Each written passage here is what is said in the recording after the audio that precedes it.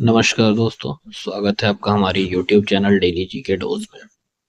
आज है 12 अप्रैल और 12 अप्रैल से करंट अफेयर्स के जितने भी इम्पोर्टेंट क्वेश्चंस बन सकते हैं हम लोग इस सेशन में डिस्कस किया जाएगा। बिना किसी पंचायत के शुरू करते हैं अपने सेशन को पहले क्वेश्चन के साथ। राष्ट्रपति श्रीमती द्रौपदी मुर्मू ने हाल ही में किस देश की राजधानी में भारतीय समुदाय को संबोधित किया? In which country's capital did President Shrimati Droupadi Murmu recently address the Indian community? Option है आपके हंगरी, स्लोवाकिया, चेक गणराज्य या ऑस्ट्रिया।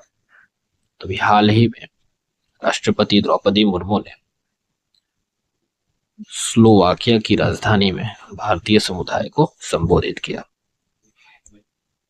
स्लोवाकिया की राजधानी ब्रातिस्लावा है। इस समारोह का आयोजन भारतीय दूतावास द्वारा किया गया था, यानी वहां की इंडियन एम्बेसी के द्वारा। राष्ट्रपति के साथ इस दौरे में श्रीमती नीमूबेन, श्री धवल पटेल और श्रीमती संध्या रे शामिल थे। अगला सवाल है हमारा, केंद्रीय मंत्री श्री शिवराज सिंह चौहान ने हाल ही में मध्य प्रदेश के किस जिले में प्रधानमंत्री आवास योजना ग्रामीण के हितधारकों को स्वीकृति पत्र वितरित किए? In which district of Madhya Pradesh did Union Minister Shri Shivraj Singh Chauhan distribute approval letters under PMAYG? Option है आपके इंदौर, देवास, भोपाल या ग्वालियर। तो भी हाल ही में केंद्रीय मंत्री श्री शिवराज सिंह चौहान ने मध्य प्रदेश के देवास जिले में प्रधानमंत्री आवास ग्रामीण के हितधारकों को स्वीकृति पत्र दिए। शिवराज सिंह चौहान जी ने इसी के तहत ये कहा कि जल जीवन मिशन के तहत घर घर नल से पानी पहुंचाने का वादा किया वहां पे। उनके अनुसार तुअर, उड़द और मसूर की फसलों को न्यूनतम समर्थन मूल्य पर खरीदने का निर्णय लिया गया, यानी कि मिनिमम सपोर्ट प्राइस पर। किसानों का पूरा रिकॉर्ड रखने के लिए यूनिक किसान आईडी की प्रणाली विकसित की जा रही है। और शिवराज सिंह जी के अनुसार मध्य प्रदेश में अब तक 14 लाख से अधिक ग्रामीण को आवास मिल चुका है। अगला क्वेश्चन, प्लास्टिक पार्कों की स्थापना किस विभाग द्वारा की जा रही है? Which department is implementing the establishment of plastic parks? Option है आपके इस्पात मंत्रालय, मिनिस्ट्री ऑफ स्टील, रसायन और पेट्रो रसायन विभाग, department of chemicals and petrochemicals, पर्यावरण मंत्रालय, मिनिस्ट्री ऑफ एनवायरनमेंट, या फिर भारी उद्योग मंत्रालय, ministry of heavy industries. Plastic पार्कों की स्थापना department of chemicals and petrochemicals द्वारा की जा रही है। इन पार्कों की स्थापना का मुख्य उद्देश्य डाउनस्ट्रीम प्लास्टिक प्रसंस्करण उद्योग की क्षमताओं को समेकित और समन्वित करना है। सरकार इन परियोजनाओं के लिए अधिकतम 40 करोड़ की अनुदान राशि प्रदान कर रही है और यह पार्क अत्यधिक अवसंरचना और सामान्य सुविधाओं पर विकसित किए जा रहे हैं। अगला क्वेश्चन, आसियान भारत वस्तु व्यापार समझौता की संयुक्त समिति की 8वीं बैठक कहाँ आयोजित की गई है? Where was the 8th meeting of the Asian India Trade in Goods Agreement Joint Committee held? AITIGK का full form Asian India trade in goods agreement. Option है आपके बैंकॉक थाईलैंड, नई दिल्ली भारत, कुआलालंपुर मलेशिया या हनोई वियतनाम। तो अभी ASEAN Bharat वस्तु व्यापार समझौते की संयुक्त समिति की 8वीं बैठक नई दिल्ली भारत में की जा रही है। इसकी अध्यक्षता भी भारत कर रहा है। AITIGA की संयुक्त समिति की 8वीं बैठक हाइब्रिड प्रारूप में आयोजित की गई है। बैठक की सह अध्यक्षता भारत सरकार की ओर से राजेश अग्रवाल जी ने की। इस बैठक में मलेशिया के प्रतिनिधि उप सह अध्यक्ष के रूप में शामिल हुए। समिति का प्राथमिक उद्देश्य AITIGA को अधिक प्रभावी और व्यापार अनुकूल बनाना है। अगला क्वेश्चन है, वैश्विक टैरिफ और व्यापार हेल्प डेस्क किसके द्वारा शुरू किया गया है? Who has launched the global tariff and trade help desk? Option है आपके वाणिज्य विभाग और DGFT, भारतीय रिजर्व बैंक, नीति आयोग या वित्त मंत्रालय। तो हाल ही में वैश्विक टैरिफ और व्यापार हेल्प डेस्क वाणिज्य विभाग और डीजीएफटी द्वारा शुरू किया गया है। इसका उद्देश्य क्या है? तो व्यापार से जुड़े उभरते मुद्दों पर हितधारकों की सहायता करना, वैश्विक टैरिफ और व्यापार हेल्प डेस्क निर्यातकों और आयातकों के लिए विशेष रूप से सहायक होगा, यानी कि जो एक्सपोर्टर्स हैं और इंपोर्टर्स हैं उनके लिए हेल्पफुल रहेगा। इस हेल्प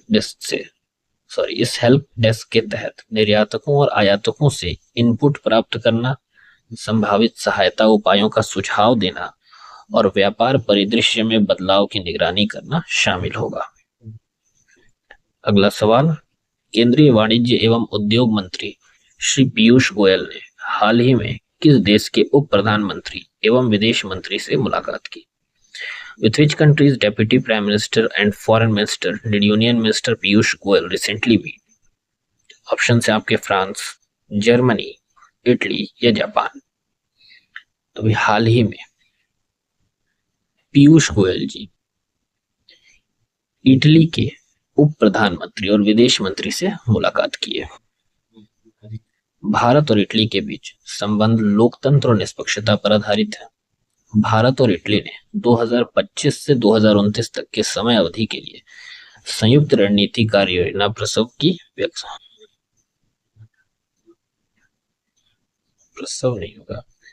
योजना व्यक्त की है। योजना व्यक्त भी नहीं, सिर्फ योजना की है, रणनीतिक कार्य योजना की है। इस उच्च स्तरीय बैठक का मुख्य उद्देश्य व्यापार और निवेश संबंधों को मजबूत करना है। इसके लिए माफी चाहेंगे और उम्मीद करते हैं माफ कर दीजिएगा, नहीं भी करेंगे तो मैं कुछ कर थोड़ी पाऊंगा, इसके लिए सॉरी, गलती है, ध्यान दिया जाएगा। अगला सवाल, नौसेना कमांडरों के अर्धवार्षिक सम्मेलन 2025 का पहला संस्करण कहां संपन्न हुआ? Where was the first edition of the Naval Commanders Biannual Conference 2025 concluded? Option से आपके विशाखापट्टनम, मुंबई, नई दिल्ली या कोच्चि। हाल ही में नौसेना कमांडरों के अर्धवार्षिक सम्मेलन 2025 का पहला संस्करण, इसीलिए इंपॉर्टेंट होगा ये क्योंकि ये पहला संस्करण है, कहाँ संपन्न हुआ है? तो करेक्ट आंसर है आपका नई दिल्ली में। ये सम्मेलन 7 दिनों का था, यानी कि 7 दिन तक ये सम्मेलन चला है। इस सम्मेलन कारवार और नई दिल्ली में आयोजित हुआ है। तो याद रखिएगा प्लेस कहाँ पे हुआ है, कारवार और नई दिल्ली। 7 दिनों का था। उद्घाटन रक्षा मंत्री राजनाथ सिंह जी ने किया था और भारतीय नौसेना की मुख्य भूमिका हिंद महासागर क्षेत्र के संपूर्ण सुरक्षा सुनिश्चित करना है। अगला सवाल हमारा, हाल ही में डीआरडीओ ने किस युद्धक विमान से गौरव लंबी दूरी के ग्लाइड बम का सफल परीक्षण किया? Which combat aircraft was used by DRDO to successfully test the Gaurav long range glide bomb? Option है आपके मिराज 2000, तेजस, सुखोई 30 MKI या फिर राफेल। तो हाल ही में जो डीआरडीओ ने